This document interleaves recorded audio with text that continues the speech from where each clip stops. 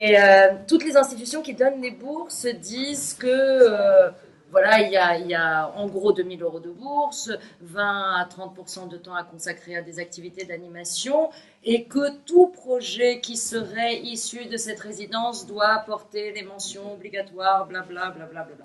Donc ils disent pas vous êtes obligé d'écrire quelque chose, mais en gros vous allez écrire quelque chose et vous allez mettre les mentions obligatoires. Donc c'est un contrat moral. Après, il n'y a pas, enfin, on n'est pas obligé de rendre quelque chose à la fin même de la résidence. Et donc l'écriture, c'est venu rapidement ou finalement ça n'a pas changé votre rythme d'écriture par rapport à ce que vous viviez à Paris, ou au contraire ça a été stimulant, ça a été fécondant, ça a été stérilisant, ça a été dans les premiers jours? Les premiers jours, j'ai eu beaucoup de mal à me mettre à écrire les premiers jours parce que je trouvais tout formidable, tout ce que je voyais. J'avais envie de me balader partout et d'aller nager, d'aller marcher et tout ça. Donc je n'avais aucune envie de rester enfermée. En plus, c'était début septembre et il faisait quelque chose comme 36 degrés ou peut-être 42 dans mon appartement. La clim ne marchait pas. Donc non, j'avais pas très envie d'écrire. Mais c'est venu pour moi avec les chroniques, c'est-à-dire avec Evelyne, on s'était dit avant que je parte, elle a dit oh, ben, envoie un mot de temps en temps, comme ça, pour rester en contact. Et au bout d'une dizaine de jours, je me suis dit oh, ben, je vais écrire un mot pour le tarmac. Et puis comme vous avez remarqué, je suis très bavarde, mon mot s'est étalé sur 3 pages. Et quelques jours plus tard, j'en ai écrit une deuxième, etc. Donc je suis vraiment revenue à l'écriture en chronique. Valérie, l'écriture? Moi, j'ai eu beaucoup de mal avec l'histoire d'écriture du quotidien. En fait, au début, je suis arrivée, le lendemain, j'avais écrit quelque chose, donc je me suis dit c'est bien et tout, je suis dans le rythme. Et après, c'était très, très, très difficile. Et comme j'ai très vite commencé à mener plusieurs activités en parallèle, je n'arrivais pas du tout à me concentrer. Alors, j'ai pris plein de notes, j'ai fait plein de rencontres parce que j'ai un projet en tête et que voilà, j'ai beaucoup lu aussi, mais je sens que je vais écrire après de toute façon. Ce dont vous parlez, la page blanche, le temps blanc, c'est vertigineux, quoi, finalement, d'une certaine façon. Il y a un petit peu de ça dans le... Oui, enfin pour moi, tout à fait, oui, c'est le gros tourbillon, quoi, et ça n'arrête pas.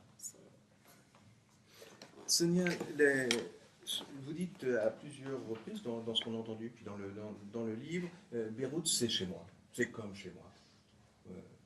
Parce que vous retrouvez ce que vous avez vécu, ce que vous avez, parce qu'il y a les murs, les ardés, parce qu'il y a les ombres qui sont là derrière, parce qu'il y a beaucoup de choses, enfin, c'est entre l'ex-Yougoslavie et le Liban, bah, il y a l'empreinte ottomane qui est très forte dans les deux. Et peut-être j'y suis sensible parce que j'y suis habituée. Il y a les rapports entre les différentes confessions, même si c'est exponentiel au Liban. Hein, l'ex-Yougoslavie, c'est des petits joueurs. Quand les gens me disent au Liban, mais on comprend rien à vos histoires de Serbes, Croates, Serbes de Bosnie, etc., je me dis comment ça, ils comprennent rien. Chez eux, c'est 4 fois plus compliqué.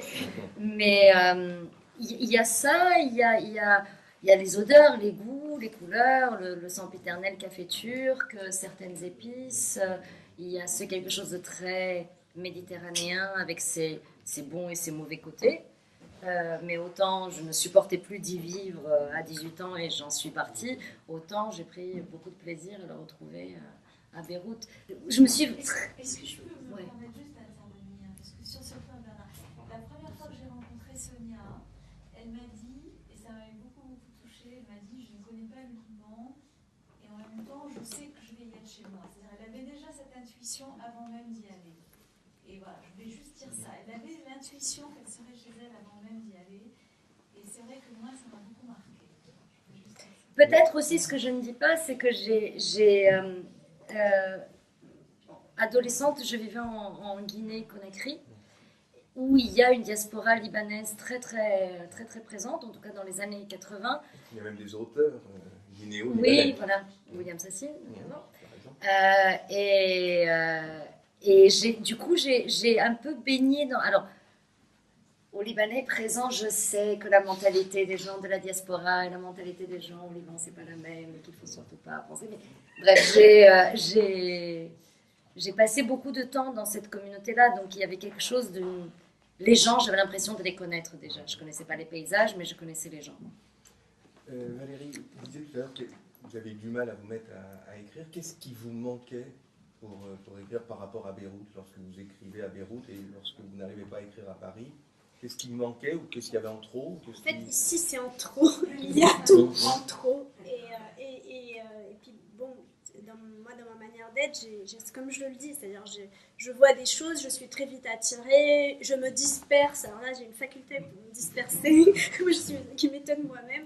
Et c'était ça. Et puis, c'était aussi le fait d'être dans un théâtre, de pouvoir bénéficier d'invitations pour aller voir plein de spectacles. Et on me disait, en plus, on me disait, vas-y, tu écriras plus tard. Donc, je n'ai pas beaucoup et profite et vois. Et puis voilà, j'avais envie aussi d'entendre comment on écrit différemment. Et c'est incroyable, quoi. Tout ce qui se passe. Ça m'a ouvert des tas de portes.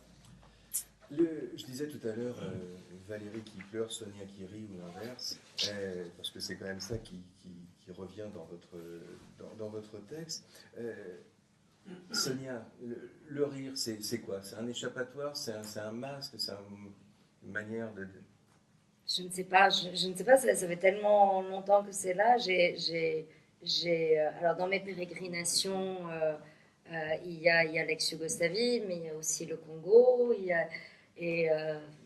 maintenant il y a le Liban aussi. Tout ça, ce sont C'est pas des terres a priori désopilantes. Bah si, justement, ce sont des terres désopilantes.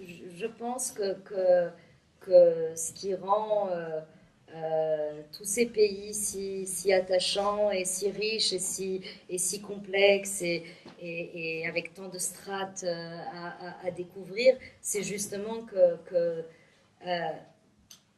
le regard est constamment déplacé, c'est-à-dire c'est pas parce qu'il y a un moment important dans l'histoire de ce pays qu'il sont passées des choses atroces qu'elles ont effacé tout le reste qui existait avant, qu'elles ont empêché tout ce qui va venir après. Et puis c'est aussi le regard quand je parlais avec Georgia, quand je disais je sais que je serai chez moi au Liban, c'est vraiment les souvenirs d'adolescente. Donc dans les années 80, les Libanais que je rencontrais à Conakry parlaient beaucoup de la guerre et parce que forcément ils avaient tous de la famille, etc. Et puis ce qui m'avait frappé à ce moment-là, c'était à quel point ils le faisaient en rigolant, avec beaucoup d'humour, avec beaucoup de distance comme ça. Et j'avais aimé ça. J'avais 12, 13, 14, 15 ans et ça m'a beaucoup touchée. Et je ne savais pas à cette époque-là que 10 ans plus tard, les miens allaient vivre exactement la même chose et que avec mes cousins, nous allions en parler en faisant les mêmes blagues. Et c'était exactement ça. Dans les années 90, moi, j'avais vraiment l'impression... j'ai pas pu aller en ex-Yougoslavie jusqu'en hiver 92. Donc la vraie première année, j'ai pas pu y aller. Et puis j'y suis allée et je ne savais pas trop ce que j'allais y trouver, enfin les gens.